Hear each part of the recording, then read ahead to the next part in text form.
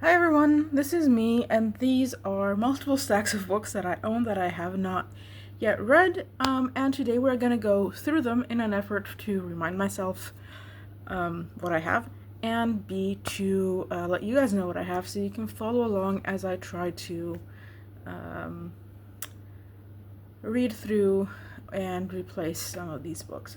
So they're not even all in frame, so we have 5 stacks here at the moment, for a total of 73 books. I hope I didn't miscount anything. So let's just get right in. Alright, so I'm just gonna start talking about my books quite extensively, probably, so sit back down. This is probably a very long video. So I will just go through, tell you the book, how I got it, and how I got to this enormous 4-stack books situation, because it's not something I tend to do quite a lot. Well, actually, I don't mind having this many books just because I will explain in a little bit why. The problem that I have is that I've had the same books for the last basically 5 years, give or take. And although I don't mind the number of books, I do mind the fact that I haven't been reading any of these books. So they haven't been oh my gosh, they haven't been replaced with something else. So I've had, say, I don't know, 50 books for the last 5 years, and like I've not changed them. So that's where I'm getting at. The reason why I don't mind having so many books is that because for the last 5 years, so during my higher education and still now, I've been living in countries, multiple. So I lived first in the Netherlands, then Belgium, now I'm in Sweden. So I do not speak Belgian, Dutch, Flemish, or Swedish. So I read primarily in English, and even when I was a kid, because I've been reading like a crazy person since uh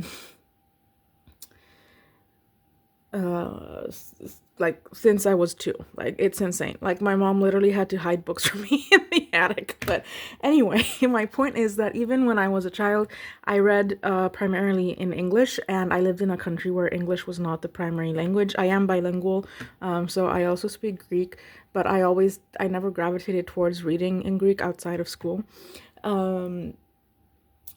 So my point is that I don't know, and another point of consideration is that at any given time, I don't know where I'm gonna be a year or two from that time. Like, for example, now I know I'm gonna be in Sweden for 11 months, but after that, I have no idea. So why that matters is because I don't know what kind of access I will have to English books when I move. So I don't mind having a lot of books that I haven't read, as long as I'm actually reading them and replacing them, just so like they're not the same 50 books and I just keep staring and staring and staring at them, and then they just become, we're on like a war with my books. Are you gonna read me? Are you not gonna read me? I can't. So I need to do something about it. So this is why we're starting this video. But yeah, my point is I don't mind having a lot of books in English just because I don't know what kind of access I will have to them. Another point is that Sweden so far is one of the places that I've had the most access to books. And I want to take advantage of that, so I don't want to stop buying books completely. I do want to use the local library quite a lot. So my goal is not to read, is not necessarily to get my TBR down, my physical TBR down. If I can have less books to move again in a year, that's great. But if not, that's not the biggest problem. But I do want to at least read some of the books that I've been, some of them I have moved from the Netherlands to Belgium and now to Sweden, and I have yet to read them. So I just want to cycle the stacks a little bit. So I have a plan to accomplish all of that, which I will tell you later, or I will for sure tell you I will film at the end of the month. So today is September 23rd, I think. So in a week from when I film this, I will also film a sort of September wrap up, and I will also explain that there. But anyway, enough of the intro. I know, I'm sorry, I'm yapping a lot. I didn't even show you a single book. So I'm just gonna start. So the way I've divided this is, like, look at me saying I'm gonna start and not actually starting. So the way I've divided my stacks is books I've bought pre-2025 and books I've bought or acquired in 2025. So we're going to start with the pre-2025, and those are ones I'm going to try and focus on more. However, if I do read books from 2025, that's also perfectly fine because at least I'm reading books that I own. So yeah, I'm just trying to find one that's not from 2025 because apparently I decided it was a good idea to put those at the top of my stack. Okay, so the first few books are classics. So I used to, in my first year of university, so geez, 4 or 5 years ago now, I really wanted to subscribe to some stuff, so I subscribed from some boxes to the UK, and this was from the UK, and this was pre the new post-Brexit regulations that changed all the imports and shipping. So I used to subscribe to the Bookishly crate. They don't do the crate anymore, but they do have classics of the month, which I also did. Which I also had at some point. So I have a few classics that I've acquired from them that I haven't read yet and I would like to read. So first one is Hamlet by William Shakespeare. So I also want to mention, because it will come up, that I think I went to school in Greek, so any literature course I had was focused on Greek literature. So I haven't necessarily read a lot of the English classics just because they weren't, I mean, I don't have the experience of reading this in high school, for example. As some English speakers would, and that goes for a lot of, like, almost all the classics on here. So I know I'm 23 years old and have never read Shakespeare, but there's a reason. I have read the Odyssey in the Greek, so like, you know. Anyway, so yeah, there's Hamlet by William Shakespeare, pretty straightforward. This is a Wordsworth Classic Edition that they get an exclusive what is this, like a dust jacket with the subscription. So there's that. Then same situation, I have the Picture of Dorian Gray by Oscar Wilde. I really like these covers, actually. They're much nicer than like the originals, at least the Wordsworth ones. Then again, the Diamond as Big as the Ritz by F. Scott Fitzgerald, and A Midsummer Night's Dream by William Shakespeare. So those are 4 classics. Should I have read them when the subscription came in? Yes. Did I? No. Why? Many reasons. One of the reasons also that I've accumulated so many things, it's also why I'm mentioning this, because I think we should be kinder to ourselves, and me including. So there was a big change, let's say, in family circumstances. So we had so it was very hard for me to read for a period of time, especially things that were serious, and a lot of the books that I have here are quite serious just because I tend to gravitate, or at least at that point in time, I was accumulating all these like very serious books for like, I don't know why. Alright, so then I have a nonfiction. This one I got from Waterstone. So another thing I will say, I have a friend in the UK, which I was visiting quite often while I was living in the Netherlands and Belgium, because Europe. Okay, so my phone decided to update mid-recording, but what I was saying is that whenever I went to the UK to visit this friend, I bought a lot of books in English, A, because they're much cheaper than in Europe, and also because you can find books in English everywhere. So I have a lot of books from those trips, as you'll see throughout this video. So this was from Waterstones, and this actually was when I wasn't visiting a friend, but I was doing an internship in the UK, and I had went to a Viking museum, and I was like, okay, I need to learn more. And then here I am now in Scandinavia, so I think it is the perfect time to actually read this. I've had this for like 3 years. So anyway, this is River Kings by Kat. And of course, the author's name is covered. Why do they do that? By the freaking half-price sticker. Anyway, Kat Jarman? I don't know. Alright, then I think this was actually from the same trip. I have Once Upon a Tome.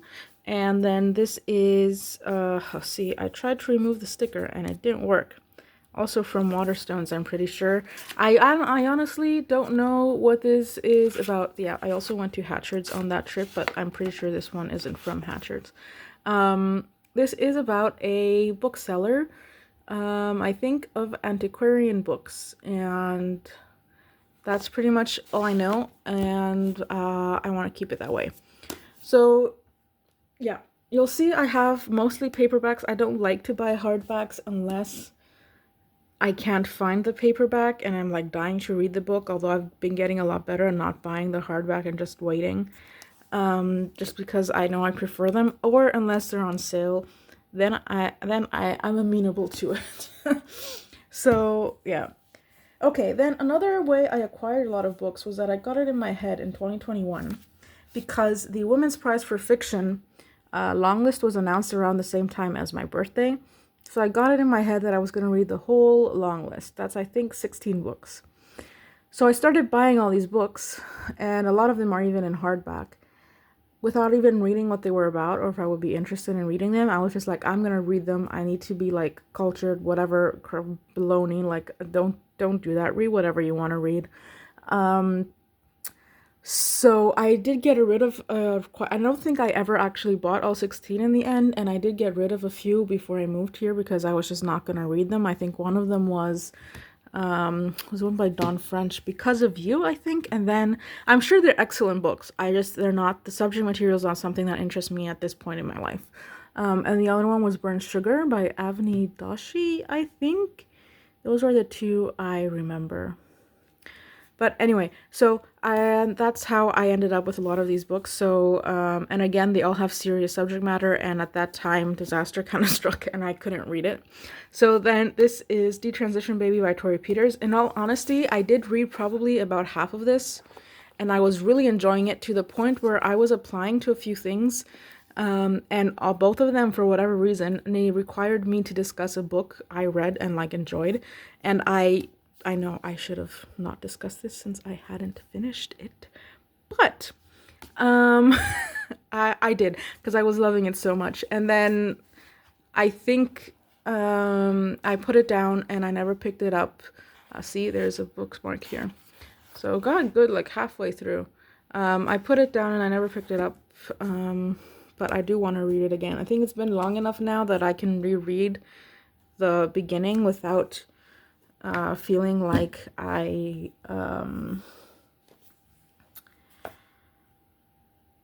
what was I saying? Without feeling like I'm just rereading, like, because there's this weird limbo period with books that once you put it down, you either have to pick it back up and continue reading, or you have to wait, at least for me, or I have to wait long enough to kind of forget the details of what happened in the parts I read so I can reread it. It's weird. But anyway, so then I have a few Greek classics because I really wanted to read more in a non-school setting. Did I? No. But will I? I hope so. So this is, I'm going to say it in Greek, and I will try to find if there's a translated version and put that in the description below if you want to look it up.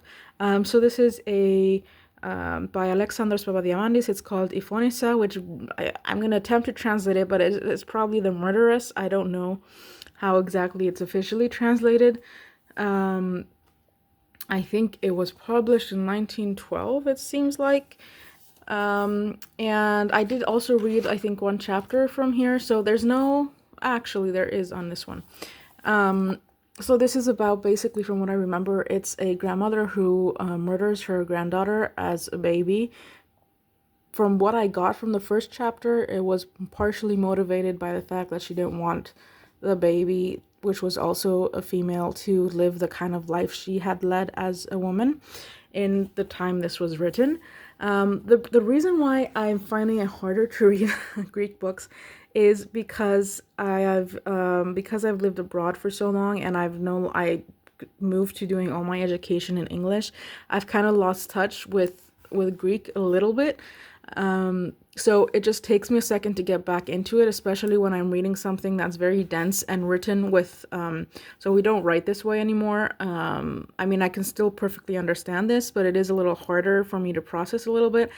So for example, this is a lot more complicated, and like there's more intonation symbols, the grammar, not the grammar, but the sentence structure and a little bit the way verbs are conjugated are a little bit different. Not so different that you can't understand it. It just takes me a second. So I've been avoiding it. And also, very hard topic. But anyway, I'm sure it's a very good book. So we're already at 12 minutes, and I've only showed you, like, what, 4 books? But anyway. Okay, then at the same time where I was obsessed with buying all the Women's Prize for Fiction long list, I was also really wanting to read, I still do this, though, this isn't that horrible. I was really wanting to read more international fiction, so, like, translated fiction. And there was also the International Booker Prize being announced at the time, but I don't know what switch clicked in my brain, but I only bought 2 books that seemed interesting. One of which, I don't think I've read either of them, but one of which was the At Night, All Blood is Black by David Diop and translated by, I think, why don't they put the translator's name on here? Yeah, here it is, Anna Moscovakis. So this was written in French. It's about World War I believe, which, again, wars. Very heavy subject matter, but the reason why I gravitated towards this was because it's written from a perspective of Senegalese soldiers. So if I know correctly, I may be very wrong because I didn't look this up, but I think Senegal was probably a French colony at the time, and so it is likely that it's very probably, sorry, a fly just flew in my ear. It is likely that that people were taken from Senegal to fight the French, for the French. And this is told from the perspective of these 2 Senegalese soldiers. So I thought this would be a very nice, different approach, different way of looking at the war. Not that I've read I don't think I've read any World War One. I did do some World War One fiction in, like, high school in Greek, but I don't think I've read any World War I historical fiction. I read a lot of World War II. I am so over it. So anyway, I thought this would be cool. And it's a very small book, so I should be able to read this fast at some point. All right, then this one I think was, so this is something I will talk about again later, but I was, at some point when I was organized, I had this sort of habit that I would go to the bookstore once a week and pick the book I would read for the month, for the week, because I'm very much a mood reader. Like, the book could be excellent, but if I'm not in the mood to read it, I will either dislike it or I just won't read it, and then I just get no reading done. So that worked really well for me, and that's something I'm gonna try to start doing again, on a smaller scale. I will talk about that later. So this was probably one of the books that called to me when I was looking for the bookstore, but I'd never read it. I don't know what happened that week, but it is called The First Woman by, I'm gonna also say this, I'm probably pronouncing a lot of these authors' names incorrectly. I am sorry. Jennifer Nansubuga Makumbi. And I think the reason I picked this up was because it's based on Ugandan folklore. And at the time when I bought this, I think it's still quite prevalent, but at the time when I bought this, Greek retellings were having a bit of a moment. Greek mythology retellings were having a bit of a moment. And those are hard for me to, like, pick up and read because for me to be able to enjoy them, they either need to be quite original in what they're talking about, or the writing has to be excellent, or like excellent, I mean, it has to have something unique to it. It has to be lyrical, very storytelling, I don't know, something. Because I did do a lot of Greek literature itself is inspired from Greek mythology. We also had to study the Iliad and the Odyssey for a year each when I was in middle school. So I've been taught to think critically, let's say. That's a bit of an oxymoron. But I just had a lot more, I think, contact with Greek mythology material than perhaps someone who's an English speaker, or not from where I'm from. So anyway, I'm quite picky with Greek mythology retellings, but I do like the premise of it, and I'm also only familiar with Greek mythology, and I love it, but I would really like to learn about other mythologies in the world. So I don't know, I think what drew me at that point was the fact that this was something different, and also apparently it's modern feminism, and I think probably at the time I was also very in the mood to read a lot about feminism. I still am, don't get me wrong. It's just at that time, I think almost all the books I picked up had something to do with feminism, like it was explicitly mentioned on the back. But anyway, this is actually, it's very interesting. So when I moved here, I went through all my books and read the back of them to decide if I was going to get rid of any. So I hadn't done that in a while, so it reminded me of like a lot of these books are actually really interesting and I need to, read them. So yeah. Anyway, then I have an Agatha Christie novel, The Murder on the Links. I actually think this might be the wrong one. So I have another one. I think I misplaced them.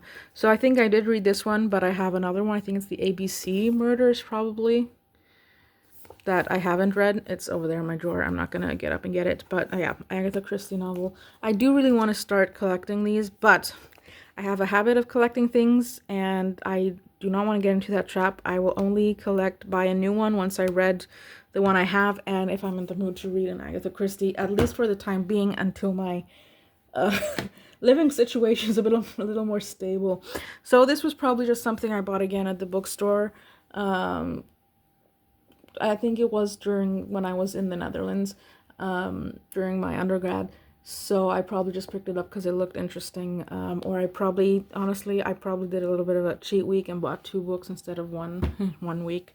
I think that's how that got there. Okay, then another one that was on the Women's Long List Prize. On the long list for the Women's Prize for Fiction in that year where I decided I needed to buy every single one was How the One-Armed Sister Sweeps Her House by Sherry Jones. And this still seems interesting to me. So it is, what is this about? It's based in Barbados, and apparently the One-Armed Sister is a cautionary tale about what happens to girls who disobey their mothers. And it's like a multi-generational story, I think, or maybe multi-character, I don't know. It says intense story of 3 marriages. I don't know if that's, in sequentially in time, or if these couples are together in the same time period. We'll find out. I try not to learn too much about the books I'm reading before I buy them. So usually how I get books, I go to the bookstore or the library and I see what looks intriguing and I just pick it up. If there's authors I know I like, I might just gravitate towards their books without even reading what they're about. Or if I've seen something, if friends have recommended books to me, or if very specific people on the internet have mentioned that they might like it, it might grab my eye in the bookstore, because it ultimately will, but I will still read the back and make sure that I'm in the mood to read that book when I'm buying it. Unless, of course, I'm buying books as a form of therapy, and then all rules are out the window. But I've been really trying not to do that much anymore. So anyway, so this is another one of the Bookishly editions. So this is The Secret Garden.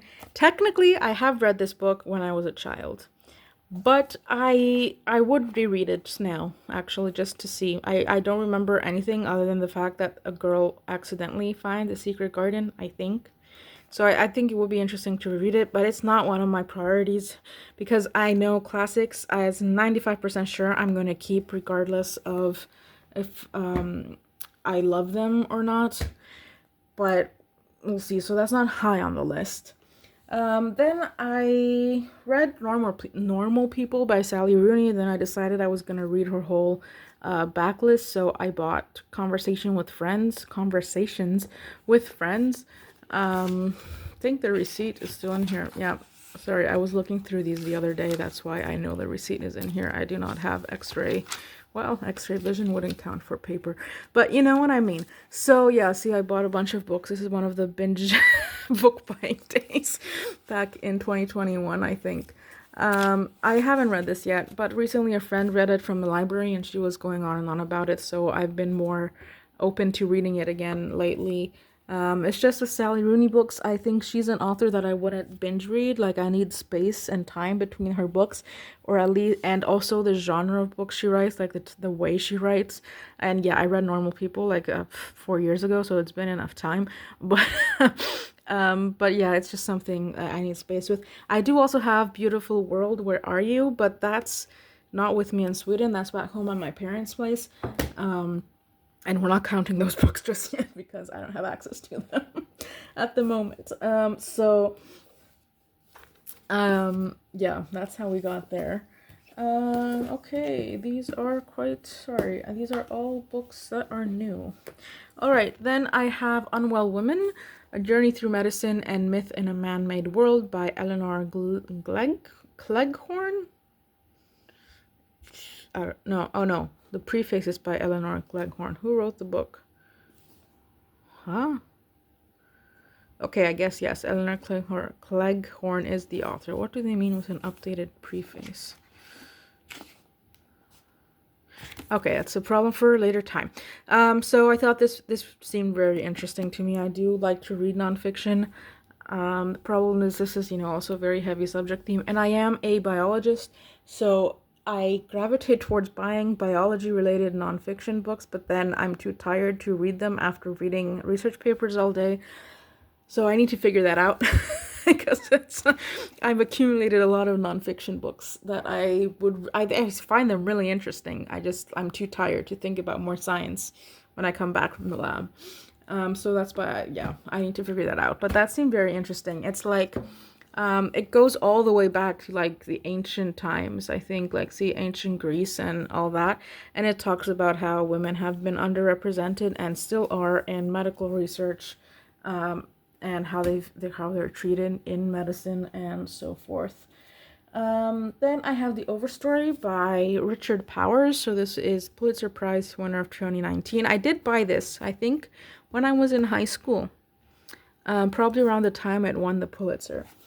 I think I read the 2 chapters at the time, and then I don't know how, but I didn't finish reading it, and then I moved away, and I didn't take it with me initially, and then I got it to read when I was back visiting for Christmas or something, and I still haven't read it. But as I mentioned, I am a biologist. I am specifically plant biologist now, molecular plant biologist, so I do find books that feature plants like just a smidge more interesting than some other ones. So I'm really looking forward to reading. Okay, I just knocked over a stack of books. I am drowning in the books. So I'm really looking forward to reading this. I know I keep saying that for all these books, and you're probably thinking, well, why haven't you read them if you've had them for 6 years? Well, good question. I'm doing something about it now. All right, one more bookishly edition is The Wind in the Willows by Kenneth Grahame. This is, I think, is a children's book. I'd never read it. I never even heard of it before it showed up in the box. So I do want to read it. And I'm also a little bit more intrigued to read it because I recently was watching a fall TBR, like for what to read in fall recommendation videos on YouTube. Who was the creator? I don't want to not give credit. I'm pretty sure it was Emmy. I will see if I can find it and put in the description. Well, I'm sure if you've seen my video, you've probably seen hers. She's a lot more established than I am. This is my first video, but anyway, she was raving about it a little bit and seemed really cute and something really nice, like a cozy little read to read in between all these very serious books. So I will hope maybe get to it this year.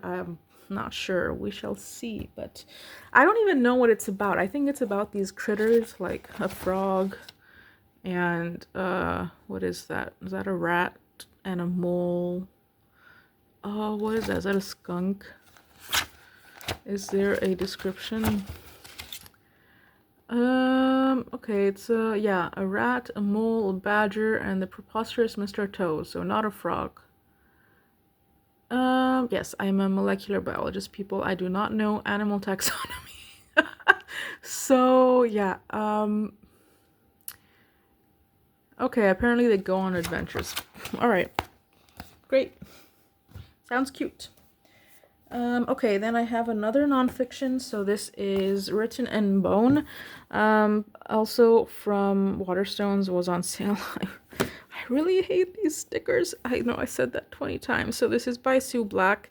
And she's a forensic anthropologist. So if you've seen the show Bones, I think actually, like, I was flipping through it, and yeah, see, actually there's a there's a snippet from the person who wrote the Temperance Brennan Bones series. But anyway, I thought it was really cool. So it explores what our bodies say about us, especially what perhaps our remains say about us.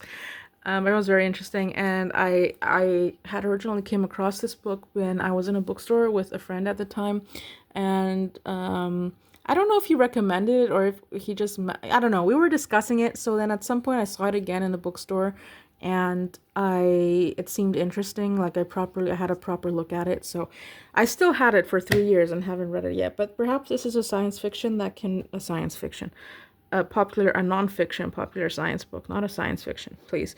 That I can probably handle reading after a long day of reading other biology stuff, just because it's so different than what I read for my job. Well, job is a long shot, but all right, then I have another Greek classic. This is Askidiki by Nikos Kazantzakis. I have no idea how to translate that. I'm sorry. But I have read one of this author's books before. I think in English it's Christ You're Crucified. Excellent book. I read that when I was 15 and I really want to read it again. But it's a book I still think about almost 10 years later. So I wanted to read more about this author. But again, it's just... yeah, I need to get back into reading Greek because this is ridiculous. So yeah. All right, then I have another one from the women. I think this is from the women's long list for fiction from 2021, pretty sure. But it's Exciting Times by I don't know how to pronounce Irish names, but I don't know, Dolan. So I think this is, from what I've also read on the back and from the description, it's very Sally Rooney reminiscent. So I'm going to have to space it out between conversations with friends, because if I attempt to read it back to back, I'm going to hate at least one of these books for no reason whatsoever. But it's based in Hong Kong, but the characters are British or Irish or I don't know, something. And it's about an affair. So it's like, these types of modern love approaches, I think, which are very hit or miss for me. So we'll see how it goes. Okay, then I have another Greek book. So this is Eoliki Yi by Elias Venezis. I also don't know how to translate that. I know for sure this means earth. I do not know how to translate that word. I know what it means, but I don't know how to translate it in English. Also, why? Like, this page is so big, and then the print is the same size as like a normal book. So I don't get it, but... anyway, I don't even know what this is about. There isn't even a blurb. This is about the author. I just had heard of it in class or something, and I was like, why not? So, there's that. Then I have... okay, I just knocked over the camera a little bit. Sorry. Then I have Best of Friends by Camilla Shamsi. This was also from Waterstones, I think, half price from the UK. I'm going to be very honest and say that the reason I primarily bought this, I know I shouldn't have, is because I was subscribing to Books That Matter for a time. They no longer exist, but it was a really cool subscription box. But I had to cancel because of the new post-Brexit shipping regulation situation, and this was one of the books in the boxes that I wasn't able to get. And I was feeling a bit mad about it, so I bought this. I did read the blurb before I bought it, and it was remotely interesting, and it was on sale, so I was like, why not? Would I have picked it up otherwise? Probably not, but here we are, and it passed my scrutiny of moving it, so I will have to read it eventually. Realistically, I'm not going to read all these books before I have to move again. Like, it's just not going to happen, but if I read some of them, I'm calling it a win. Okay, let me see real quick, because I'm trying to separate the newer books from the older ones, and I probably should have done this before I started filming, but here we are. Okay, so then I have The Eighth Life for Brilka, by Nino Haratishvili. I don't know. And it was on the long list for the International Booker Prize.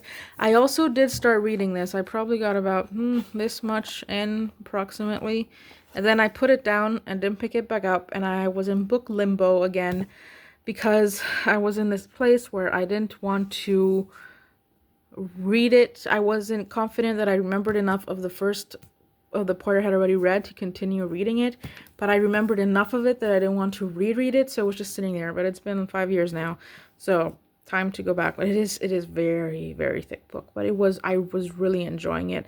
So I think this is, I don't know what it's translated from.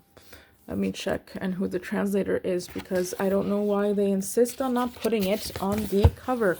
Let's not rip the book, please. So I'm guessing the translators are Charlotte Collins and Ruth Martin, and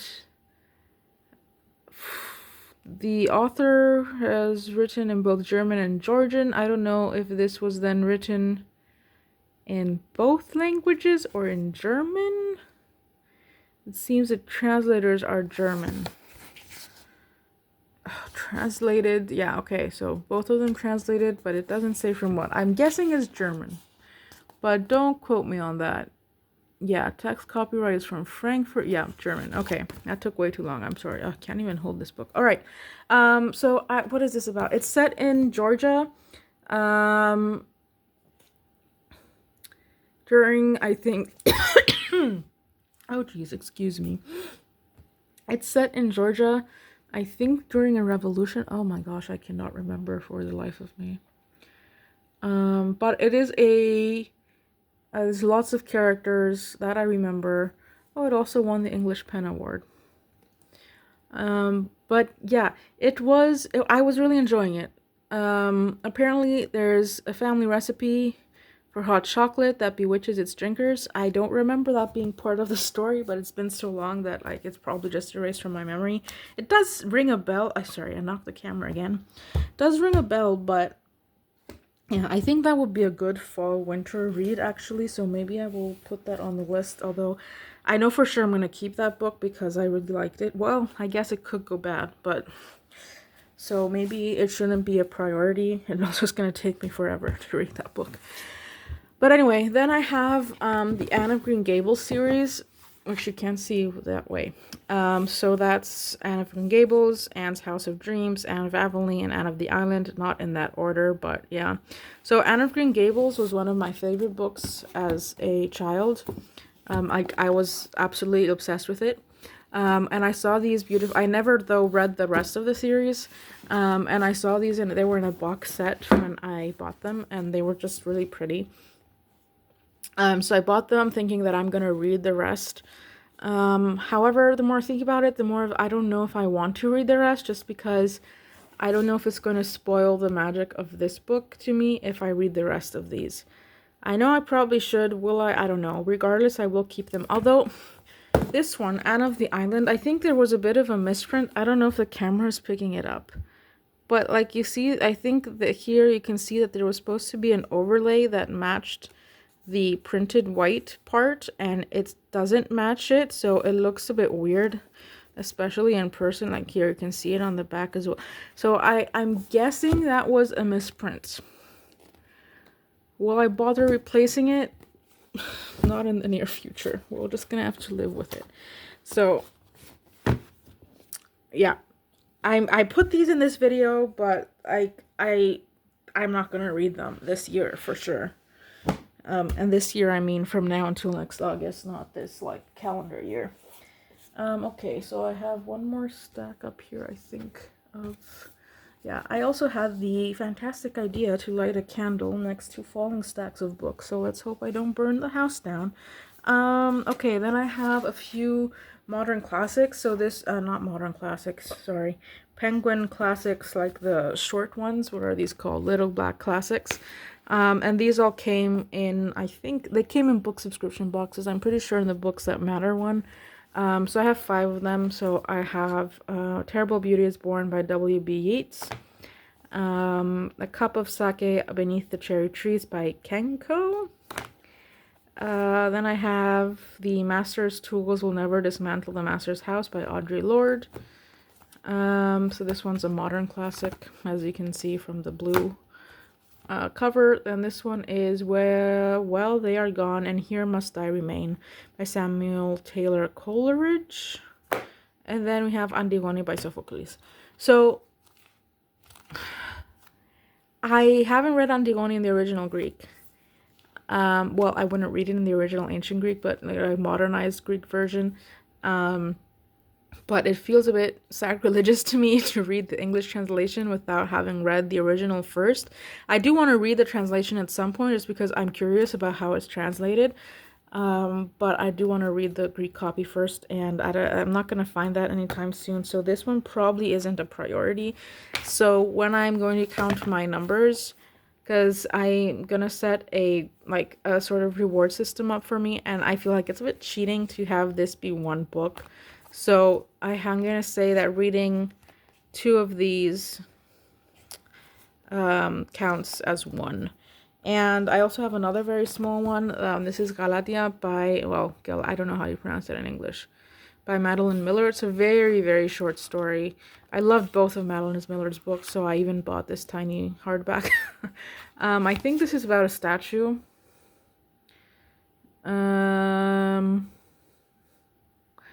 Yeah, so this marble sculptor has been rewarded, let's say, by a goddess to make the sculpture be alive.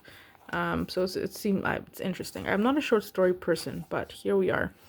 So I think the rule is gonna be if I read 3 of these, and then 2, so this counts as 1 and this counts as 1. Not necessarily, like I can mix and match the titles, but you know what I mean. So I have those. Had those for a while. Then I have Girl, Woman, Other by Bernardine Evaristo. This won the Booker Prize and was shortlisted for the Women's Prize for Fiction. However, that's not the reason why I bought it.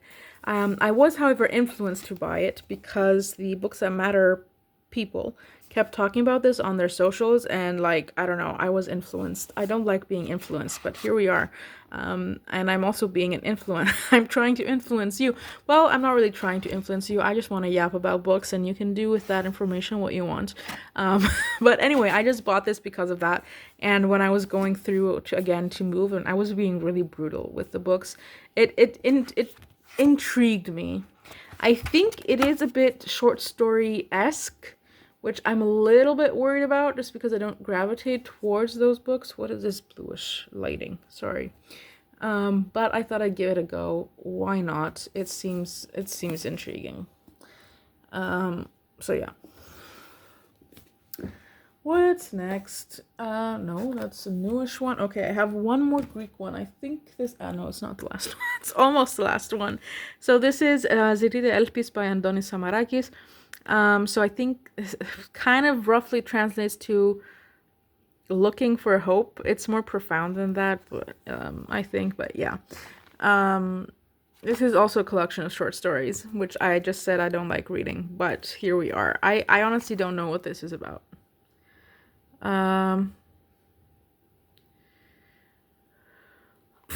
Apparently their stories are my brain doesn't function when I have to translate languages, even though I'm fluent in both of them. Apparently the stories are of despair. I don't know. I guess it's looking for hope in desperate times. I don't know. It is probably inspired at least partially by one of the wars, I'm pretty sure. I don't know when this was published. Probably the Second World War, since the guy was born in 1919. The guy. Jeez. Yeah, I don't know. If I read it and talk about it on this channel, I will let you know. I'm pretty sure that one's translated, so I will find it and put it in the description. Okay, then this is old. So this is then The Places I've Tried in Public by Holly Byrne. I think this is the only YA I own in these stacks, just because I've become... I know I'm 23, but I feel like I've become too old for YA, unless it's a very specific author, or it's nostalgic in some way. There's very few exceptions where I would read YA. I would never buy YA, I think, at this point in my life without having read it. If I were to read something YA, I would very likely just go to the library and give it a shot. But I remember reading Holly Byrne. I think the book was It Only Happens in the Movies towards the end of high school, and I really enjoyed that book.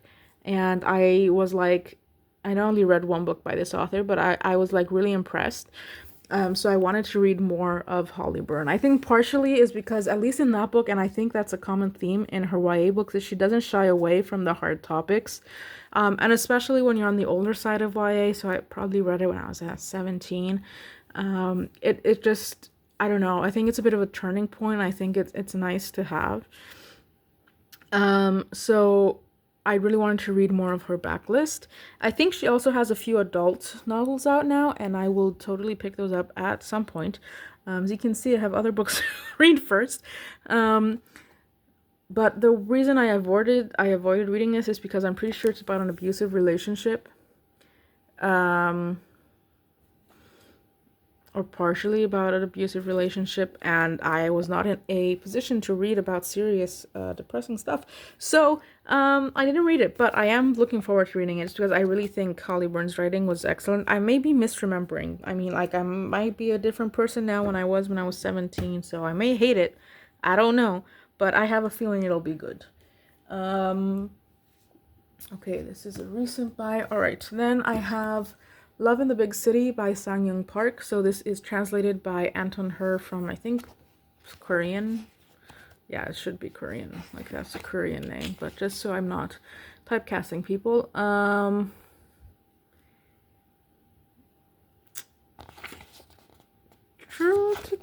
Where is the translated by what?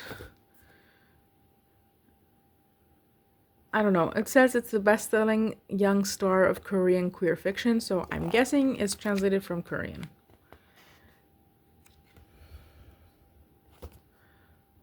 Also, what is this title? Why are you hiding the translator's name? Like, I was looking at this book yesterday, and it took me so long to figure out what was going on here. I don't know if I was too tired, but like, why? Anyway, so this book I bought because I got it in my head at some point that I was going to buy books for Christmas for my friends, and I would buy the same copy for me, and we would read it and like talk about it, but we all lived in different countries, so that like never worked out, and I have yet to read this, as you might expect since it's in this video. But it seemed very interesting because it is a tale, from what I understand, it's a story about being young, perhaps a big coming of age, not really. I think it's more college age people, which I guess can be coming of age, but you know what I mean. It's more of exploring what it means to be young in the modern age, and the only books I read of that sort have been Western because they were written in English, so like, you know, fair enough. But I thought it would be interesting to see how that translates into other parts of the world and how it works there. So yeah, we'll see. I'll give this a go at some point, I promise. Maybe I shouldn't be promising such things. Anyway, so then this was one of the more recent buys, but it was from 2024. Technically, it was a Christmas gift that I picked out myself, but technically we went to the bookstore, I picked it out myself, and my sister bought it. We were there for a completely different reason, but my sister bought it for me for Christmas. And I was gonna read it. Like, I had plans. I was gonna read it while I was there on vacation because I was visiting her in Athens. And of course I got a fever and I didn't read it. So here we are. But is What You Are Looking For Is in the Library by Michiko Aoyama. I'm sorry, translated by Alison Watts. From the Japanese, I am assuming. Why does it not tell me what language it is translated from? Yeah, there we go. Translated from the Japanese. So I think it's just a cute, cozy book. It was about books, so can't go wrong, really. Well, it might. We don't know. We'll find out. Okay. Then I have Voices of the Lost by, where's the author? Hoda Barakat. Probably butchered that name as well. I probably Americanized it with this accent of mine. But anyway, I need to stop saying So this was one of the books that came in the Book That Matters subscription. I think it's one of the few that I kept, surprisingly. Like, it survived 3 moves. So actually 4 moves probably. But anyway, so the reason I kept this, it is about displacement, and I think refugees But first of all, it's translated from the Arabic, and I've never read a book like that, so I thought that would be interesting. And I also really like the premise of this because it's an unnamed war. And it's basically six strangers share their secrets in this letter, and then somehow the letters are found years later. So then you have the consequences go through strangers and others' lives, and it might be multi-generational. I'm not sure actually. We'll find out, but it seemed interesting, and it is quite small. So give it a shot. Alright, then this was a gift. Should I have read it right away? Yes. Did I? No. Will I read it soon? I don't know. So this is My Year of Rest and Relaxation by Otessa Mosfeg? That doesn't sound right. So I think this is apparently about a woman in New York who wants to spend a year sleeping. And I've been seeing this pop up a lot recently in videos. I don't know why all of a sudden I'm seeing it everywhere. But apparently it's kind of unhinged a little bit. It's weird. Some people love it, some people hate it. We'll see what I think about it.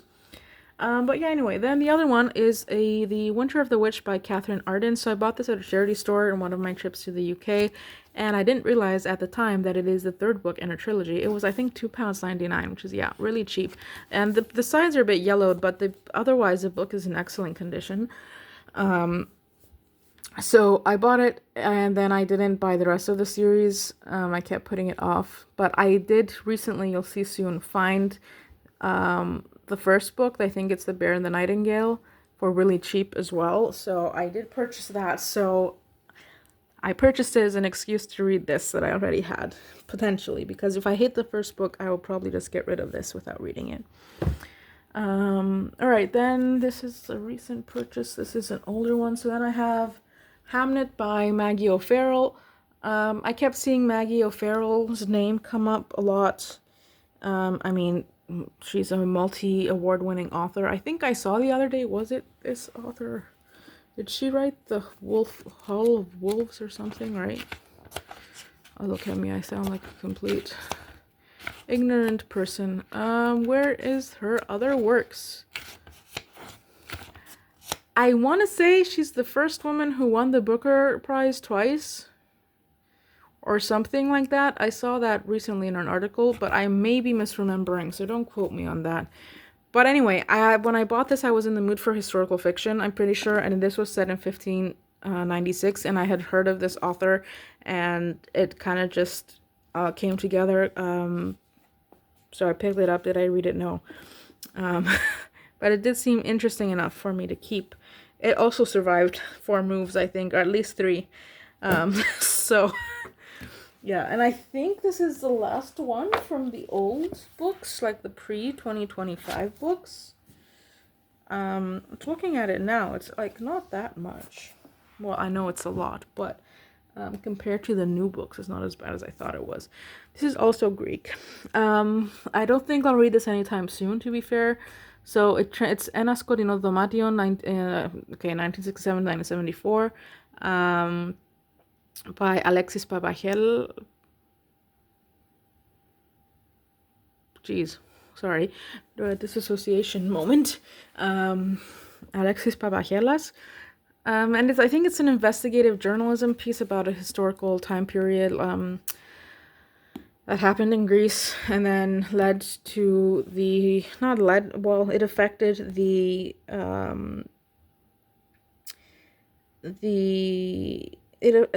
oh my gosh, I can't speak in English anymore. It affected it kind of contributed to the events in 1974 in Cyprus when Turkey invaded the country. So this is, I think it's an investigative report, because also this period is when there was the word is junta in Greek. It might be the same in English, I don't know. But there was like a forced dictatorship type thing in Greece in this period. So I think it's like an investigative journalism piece. And I thought that would be interesting. But it's also, this book is so heavy. I don't understand why. I will probably still read it at some point. I just don't think it's something I will I will be reading soon, but I don't want to get rid of it because I have no access to Greek books if I'm not in a Greek-speaking country. So I won't get rid of it. I might take it home during Christmas and just keep it at my parents' place. But I don't think that's not something I would pick up over all the other books. So yeah, anyway, that's the last of the pre-2025 books. So I will now go into the 2025 books. So the 2025 books are mostly they're an accumulation of me rewarding myself multiple times for submitting my master thesis and graduating. Did I overuse that excuse? Yes, I did. And I also had a 2 week, no, it's less than, I don't know. I went to London again for a week, and when I was in London, I had no idea. That was in July. I moved to Sweden like a few weeks ago in September. And in July, end of July, I had no idea where I would be moving to. All I knew was that I was leaving Belgium. So I was okay with buying lots of books because I wanted to make sure I had access to them. So yeah, that's the situation there. Sorry, I'm just sorting through these books real quick because I want to talk about specific hauls, but anyway. All right, so I'll just start. So this one is The Great Alone by Kristen Hanna. So this was in a blind date with a book box thing from Flirt's bookstore. I cannot pronounce Dutch names. I'm horrible at it. I know I shouldn't be, but I am. I will link her in the account below if you're in Europe, especially in Belgium or perhaps the Netherlands. I'm not sure if she ships outside of those countries, but we support small businesses here as much as we can on a student budget. So I will link it below if you're interested. Go ahead. But anyway, I had ticked the historical fiction box, and this is completely my fault. Like, no blame, whatever, whatsoever on the business owner. But in my mind, historical fiction, because that's also what I wanted to read, was like pre-1900s, and I was really in a mood for that kind of era of book. And then this showed up, and this is based in 1974, which is history. It's like more than 50 years ago. However, I was not what I was expecting it to be, and I'm sure it's very good. I also have been really wanting to read a Kristen Hanna because I've seen her all over the place. I just, when I came in the mail, I didn't want to read it, and I still haven't. It's not such a drastic thing because I think I got this in March, so it hasn't been that long. But yeah, that was what happened there. Then, where should I go? All right, then in September, so when I moved here, the week I moved to Sweden, the English bookstore, because there's an English bookstore here and I absolutely love it. It's called the English Bookshop. I will link it also in the bottom. They have a subscription service that they ship internationally to, at least within Europe, I think, but that's a story for another video. But anyway, I came here in the Jane Austen celebration week because it was a 250 years anniversary. I don't know if it was the anniversary of her death or of her birth or what happened. I should probably know that. I do not know. But they were having a lecture by an English literature professor from the university here about like the progression of Austen as a writer. And then at the bookstore, of course, they had a lot of Austen books, so I was inspired. Should I have bought these books? No. Did I? Yes. Will I read them soon? Probably not, but here we are. So this is then, they had a lot of very short introductions, and like I'm now obsessed. I feel like I need to buy all of them. There's like 700 and something of them, so I'm obviously not going to, and I need to not do that. I need to only buy ones I'm interested in reading. But that's now officially going on my to collect list. But anyway, this is Jane Austen by Tom Kamer. So yeah, I was inspired to buy that while I was there. And then the speaker was actually E.J. Clary. Oh, what was her name? I want to say it was Emily. Probably not Emily. I don't know. I should know. But anyway, she wrote a book on Mary Wollstonecraft, which I had never heard of before, but the way she was talking about it sounded very intriguing. And I needed an excuse to start my collection because now I have 2 books from a very short introduction. So I also bought that. So yeah.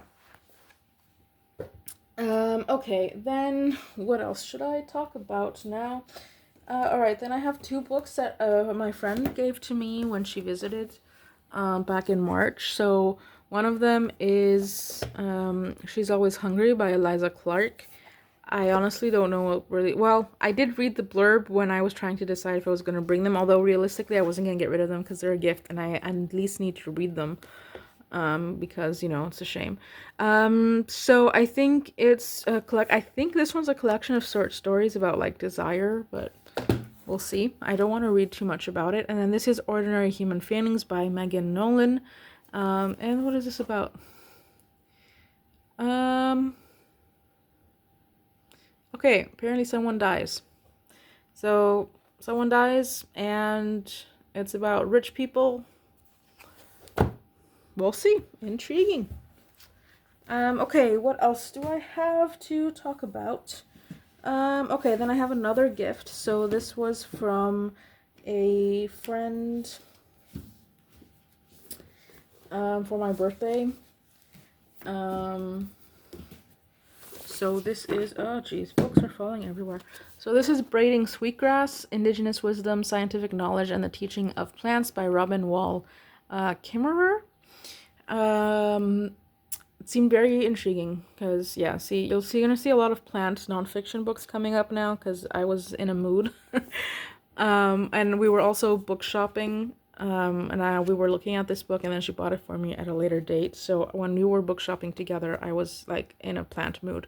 So yeah, what is this about? I think it's kind of about what we can learn from plants, but it intertwines indigenous teachings and stories and highlights their history. I think it's written by like American, so Native American indigenous people I'm referring to, because I know there's indigenous people elsewhere. I might be wrong. I think it's about that. Oh, there's only quotes on the back. Where's the blurb? Anyway, so that was a gift. Then I got a gift for myself, so hence the graduation gift. I don't usually buy hardbacks. I said this before, especially hardbacks in English in a country where English is not the language because they're so overpriced. I know if Americans are watching this, they'll probably think, what is she talking about? But this was 25 euros, which is, it's too much. So, but I bought it with you because I bought it the day I submitted my master thesis, and I was like, okay, I'm not going to talk to anyone for 3 days. I am dead. I'm going to go hibernate and read my cute little books. Well, I don't think this is really a cute one, but whatever. And I was like, I deserve to buy a book. I haven't bought one in so long because, to be fair, I hadn't when I bought this. Most of the books that you'll see in this section came after this purchase. And of course, I haven't read it yet. So, yeah. It is very intriguing premise, though. I think it's going to be read sooner rather than later. So this is from it's written in English, I think, by a translator who has won the International Booker Prize as a translator. And it's about, so you can read the blurb there while I'm talking if you like, or pause. But from what I understand, it's about it's about 8 translators to show up to this cabin where an author who's going to give them her latest, I think it's a woman, her latest book to translate, but she only writes on paper or something like that. They go there, but this author is nowhere to be found, or she disappears after their arrival, I think, maybe, yeah. And I guess they try to find her, but there's also, apparently it's also a homage to language. I don't know. I got all this information just from reading the blurbs, and maybe I embellished with my imagination. I don't know. I didn't look it up or anything. I don't think I've seen anyone talk about it on the internet, so I don't know. I don't want to read too much about it, but yeah. So the author is, I didn't even say. So it's The Extinction of Irina Ray by Jennifer Croft. So I will hopefully get to this within the next few months, because that's a promise I made myself and I have broken it repeatedly.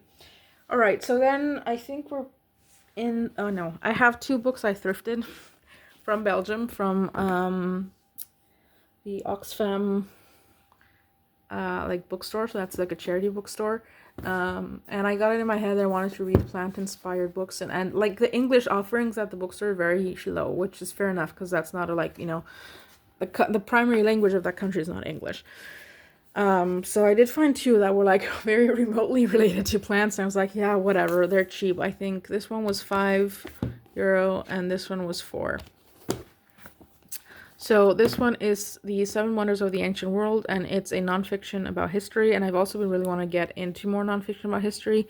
Would I have chosen the specific one? Probably not. If I didn't want the plant, because the remote association is the Gardens of Babylon. But then it did make the cut for the move because I reread the blurb and I happened to pick up another book by this author without really realizing it. So I was like, I will give it a shot. Why not? It did seem interesting. And then the other book I thrifted was The Perfect Poison by Jane Ann Krentz, writing as Amanda Quick. And then I looked this up when I got home, and it's part of a series that seemed very intriguing. So it's like part of this world, but the same author writes under different pen names, and each pen name is associated to a different time period. So I don't know. It's like I think it's like a mystery, so you can read the books. So it's part of the Arcane Society world apparently. So from what I understand from Google is that you can read the books by themselves. You might get a little more out of it if you read them sequentially, just because there's recurring characters, but they solve a murder, I think, or something in each book. So it's okay. So I thought I would give it a shot. And if I like it, this also has the potential to be collected, but I will probably try and thrift these books from Vinted or thrift stores or something. If I like this book, I might hate it. I don't know, but I should read it.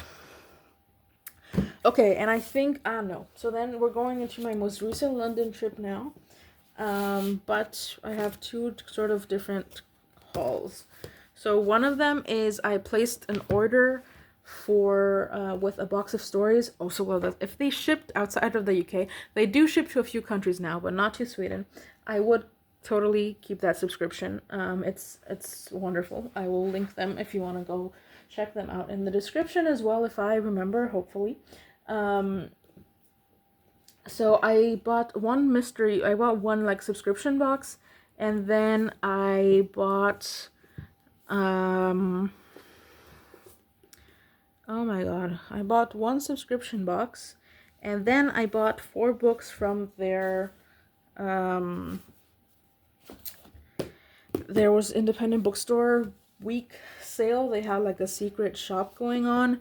I seem to have misplaced some of the books, or my brain is not working correctly, because I know there's 8 of them, but I can only see 6. What did I do to the others? Anyway, okay, so there's the Vintage Shop by Libby Page. That was in the one I chose to buy. This is, I don't even know. Honestly, I bought this one because I wanted to get the free shipping. And it was the same price as buying another book. So like, why not? You know, girl math, people would call that, I guess. I don't even know what it's about. It's about people wearing, it's giving me it's reminding me of like the Sisterhood of the Traveling Pants. Like apparently it's 3 women that are tied together with one dress.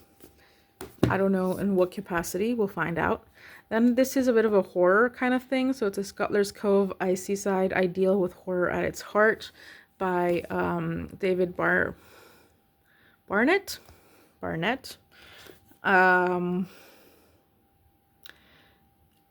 Yeah, so I think it's like, it's a seafront town, and it's being like overtaken by non-local rich people or something like that, but apparently there's a horror brewing. I don't know. Oh, bookmarks are falling out. Okay, then this was in the mystery box. Oh, I know where the other 2 books went. So one of them was The Botanist's Daughter, and the other one, oh my gosh, what was the other one? Anyway, I'm blanking.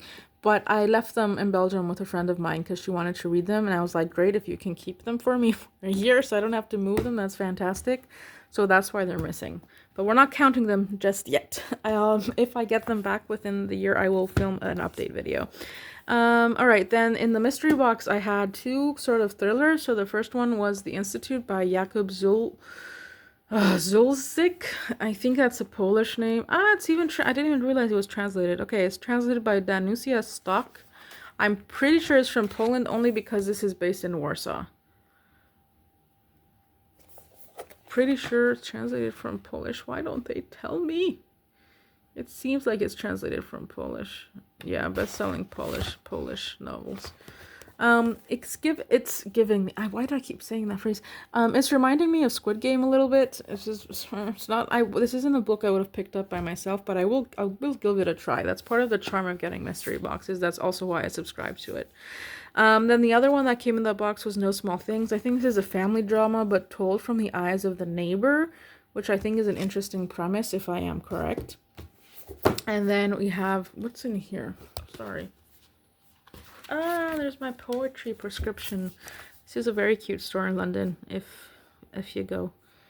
They have, like, they prescribe poetry as medicine. Like, where is it? Yeah.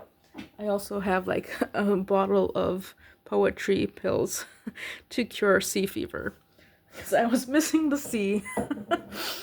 Alright, so then I have The Double by Anne Gosselin. So this is about a guy, he's a neurologist, I think? Neuroscientist. And he's isolated in a psychiatric clinic because he had some sort of outburst. But then there's a mystery about who he is, and people are going missing in the clinic. This is a bit more up my alley, I think, than this other thriller.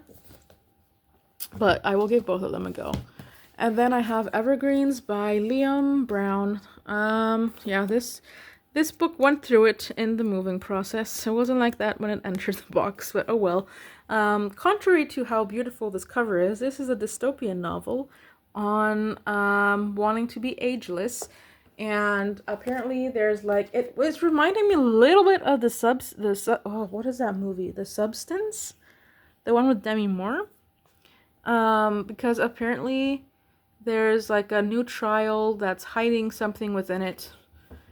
So yeah, I don't love reading about how science can go wrong, just because I'm so intimately aware of it as a scientist myself, and like it's so ingrained to us, at least during my degrees, at least maybe for me, maybe others didn't have the same experience, so that's also why I avoid science fiction a little bit, but I will give it a go. You never know.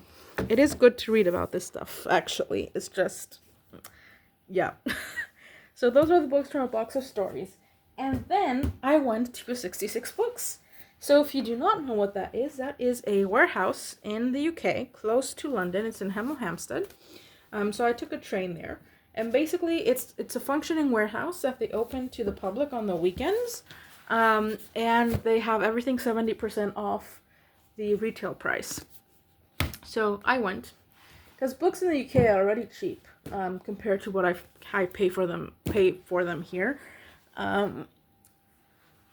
So I bought a lot, to be fair. Okay, I left out some of those books. I don't have all of them because I did leave a few with my friends, again, because they wanted to read them. We have very different reading tastes. That's why they only kept 5.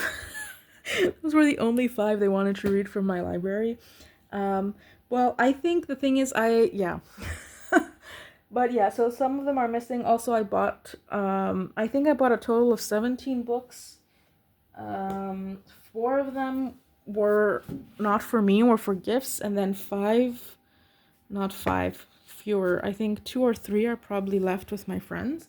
So I don't have all of them here. So I'm not going to, I don't even remember. Like, this is horrible. I should remember what books they were. I'm pretty sure they were all nonfiction books. I think one of them was Your Mind on Drugs. I can't remember what the other one was. Anyway, I'll just get into it. So first one was Perfume by Patrick Susskind. I have started reading this. I'm almost done. I will talk about it in my wrap up. Yeah, I will talk about it in my wrap up. But yeah, my friend recommended this to me, so I saw it there, and I was like, okay, we'll give it a go. And like the back seemed really interesting. Did I know it was gonna be this disturbing? I probably should have guessed, but here we are. So I'm not gonna talk about this too much. But it is a Penguin essential, and this is another thing I'm very dangerously close to starting to collect because they give you a very handy dandy list. So this was published in 2016, so there's many more now. But a very handy dandy list of all the ones that they have in Penguin Essentials. So I don't think I'm at this point, I'm not going to start buying all of them. But if there is a book I want to read that I know it is a Penguin Essential, I will go out of my way probably to buy it in the Penguin Essential edition.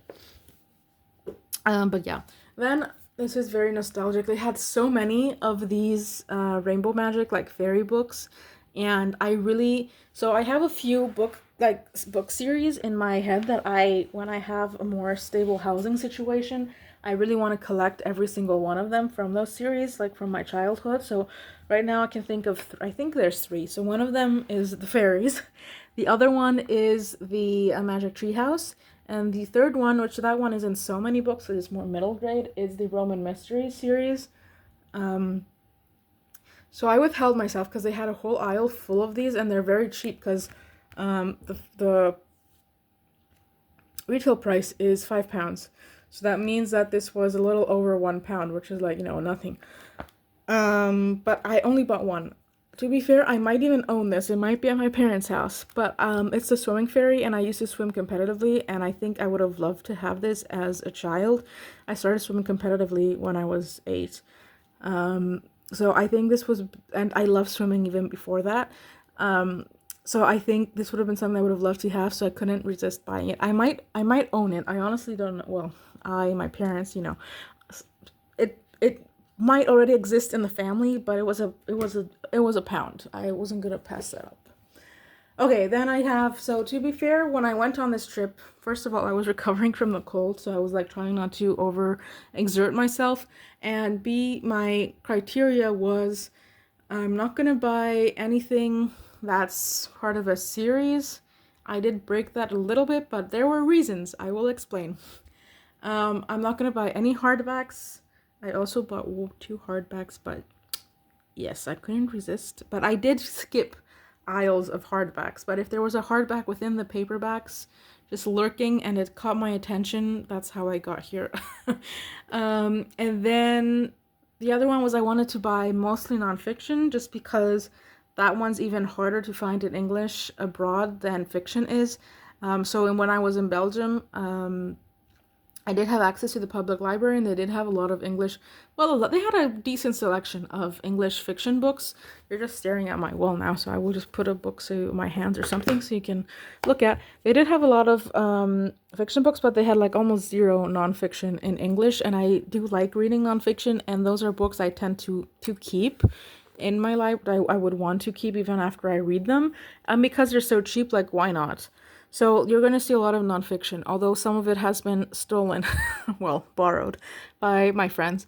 So yeah, that's why this is very geared towards nonfiction. I'm not sure it's reflected in the stack I have here, but so anyway, this is How the Brain Lost Its Mind.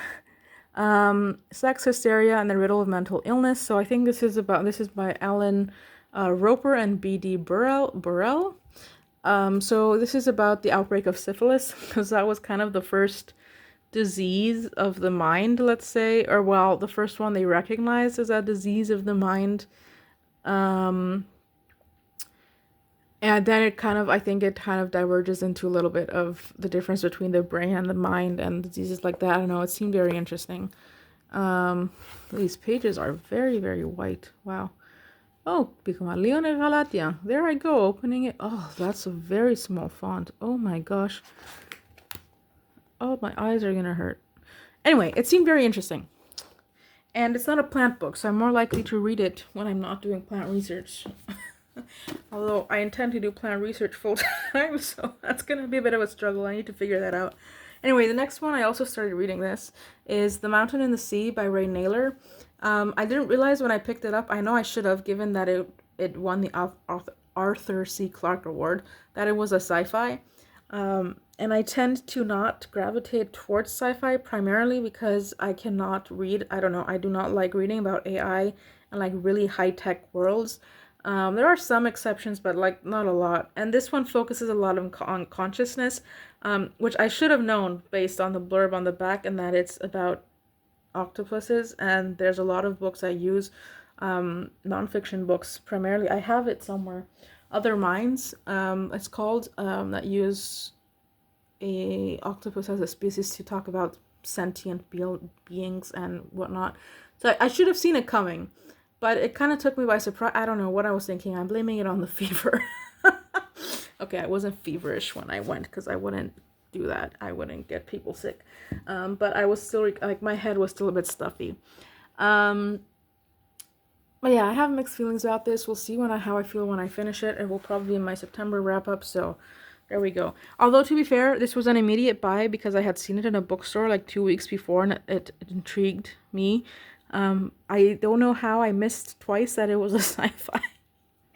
But it happens. Here we are. The cover is beautiful. I was probably blinded by the octopus because I really like the species. As you can see, I also have an octopus stuffy there. Is that what you call it? Like a stuffed animal octopus? Stuffy. What is stuffy? Jeez. Okay. So then a lot of, even the fiction books I bought had plant themes. I was in a mood, guys. Okay. So this is Devil's Breath by Jill Johnson. And it's like a mystery, I think. So apparently it's Sherlock Holmes meets Gardener's Question Time, which I don't know what the last one is. But yeah, anyway. But it is, yeah, it's a professor of toxicology who has like a garden of poisonous plants, and I think someone steals one and commits murder with it, and then she's trying to solve this murder. I'm like, why not? Seems fascinating. Then I was like, for some reason, not finding any fantasy I was interested in, and I was looking for some fantasy because I don't have much in my physical TBR.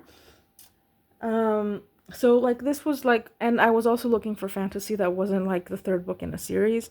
That's also partially the problem. But anyway, I don't know if this is classified as a fantasy. It has magic, I think, in it, but it's called The Black Tongue Thief by Christopher Buehlman. I looked it up the other day to see if it's part of a series. It is the first book that I had double checked in the thing. It doesn't seem to be a part of a series. There is a prequel to it. I don't know if there's ever going to be a continuation of this. I really hope there's not going to end on a cliffhanger.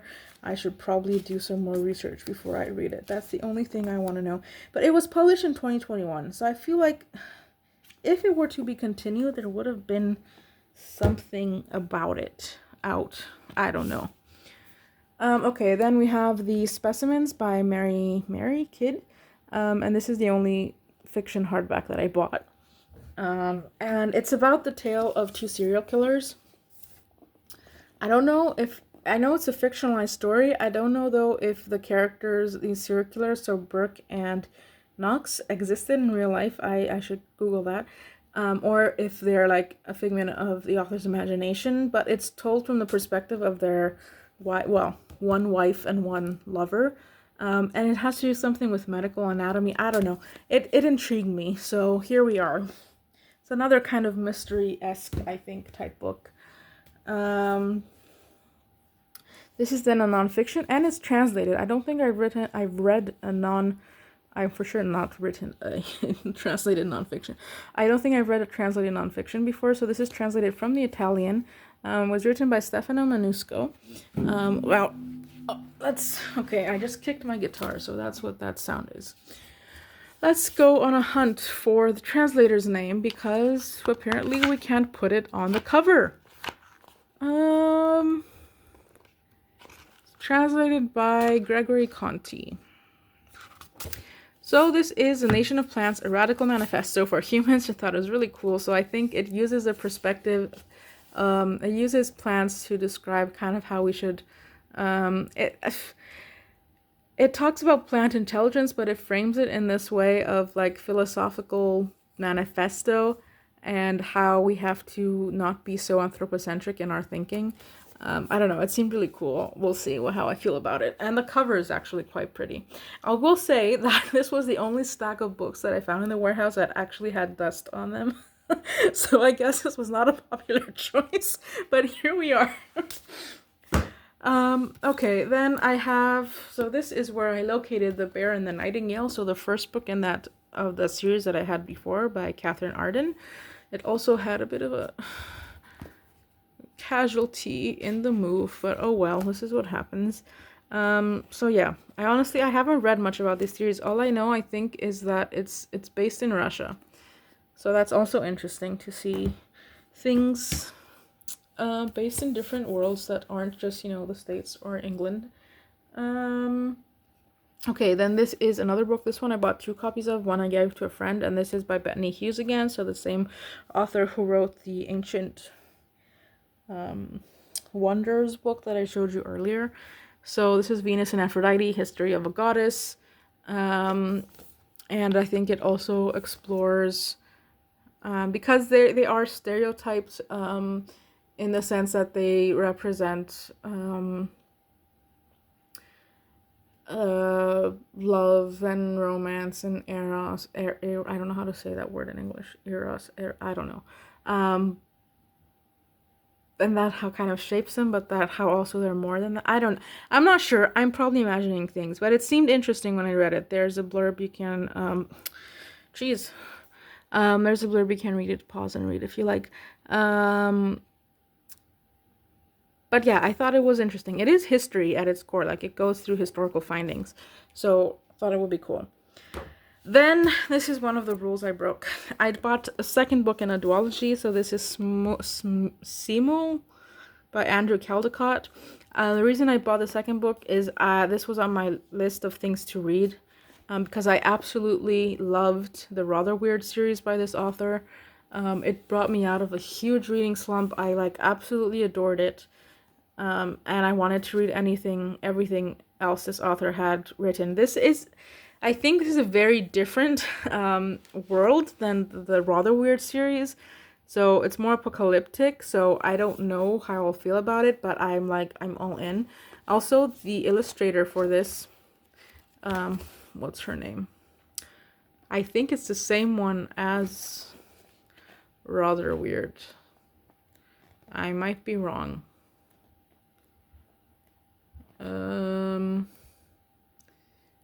Yeah, no, it's not the same one. This is illustrated by Nick May, but it is still beautiful illustrations. But yeah, so I found the second book. It was cheap, and I knew I was gonna buy the first one, so now I have to go buy the first one. That might be an exception to my book buying rules, because I really want to read this. But I will withhold myself until the new year, until January. Okay, and the last one that I have from 66 Books is Vital Organs, A History of the World's Most Famous Body Parts by Susie Edge. This could either be very good or it could be a disaster. Because if it's too playful, I'm all for playful, but if it's too, I don't know, the way it's written, because basically it tells about medical, how specific body organs shaped, I don't know, either discoveries or historical moments or something. So I think it's a cool premise. It's just if it gets too comical, too sort of childish, I don't know if it will. That's my slight apprehension, but I'm reading a book by its cover a little bit. Then I won't enjoy it. I just know myself and I would not like that. But we'll see. It seemed very intriguing and it was cheap. This also, they had it both in paperback and hardback, so that's that. And I did, in fact, forget a few books that I did not buy in London. Did I talk about Laura Purcell? I feel like I'm missing some books. Did I? Where did the books go? Anyway, maybe I mentioned it, but I know I had a book from 2025 that I bought when I went on a day trip to Maastricht. Because I have a thing that I want to buy a book every time I travel to somewhere. If nothing, just to support a bookstore, an independent one. So I bought Lucy. Oh my god, is it Lucy? The one, it's Laura Purcell. Jeez, I think The Whispering Muse. I don't even know what that was about. I just loved Laura Purcell. I'm trying to read all her books. I read The Corset and Bone China, and I really loved the gothic vibe of it.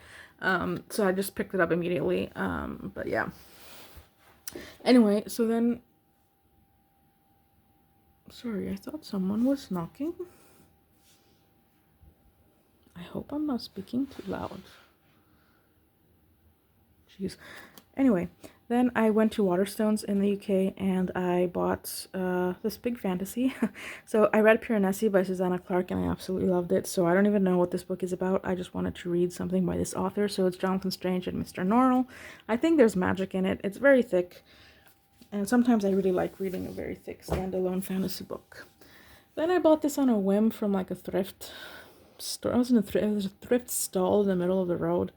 The Colossus of Marusi. It's a travel book, I think, by Henry Miller. And he went to Greece like right before World War II started or something like that. I don't know. It was written by a man in 1940s, so it might be, a very specific writing style, but we'll see. I thought it seemed intriguing enough for me to buy it, so we will see how that goes. Then from that same place, I bought Middlesex by Jeffrey Yanidis. I don't know how to pronounce that in English. It was written in English, but this is a Greek name. And it won the Pulitzer Prize 2003, and it was about Greek immigrants, I think, in Canada, I want to say. No, in Michigan. Whatever. And my mom's from the Midwest as well, so I don't know, it seemed intriguing. And then last one is I bought this from an overpriced used bookstore in Paris. So we went for a graduation trip, let's say, with few friends of mine, because it's like a 2-hour train ride from Brussels. And I bought this book from a thrift store.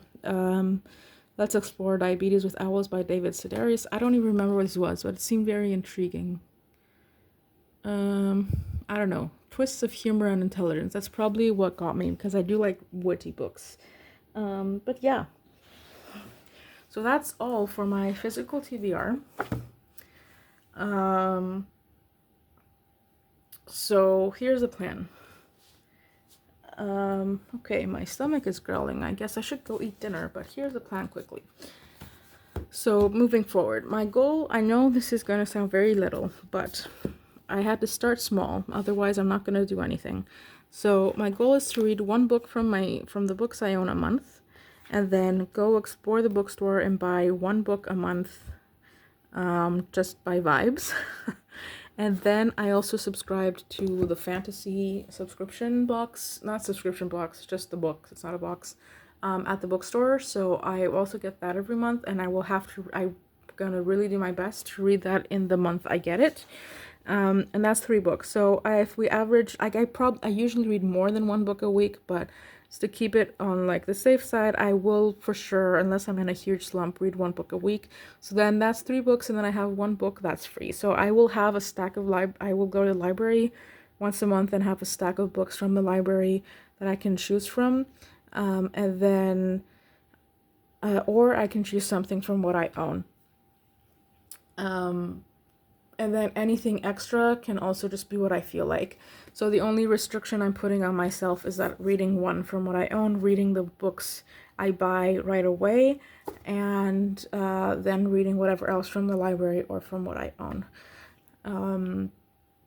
So that's a plan. But anyway, there will be monthly updates, so follow along if you want to see if I can hopefully at least replace some of these books with new unread books, if nothing else, and not just add to the stack.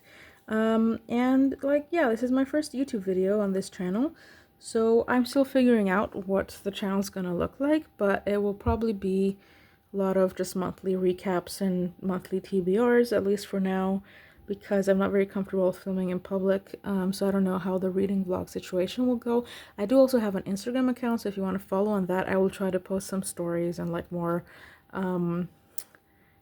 as stuff is unfolding updates a little bit on there, and probably more snippets of my life a little bit, especially if it's bookish themed.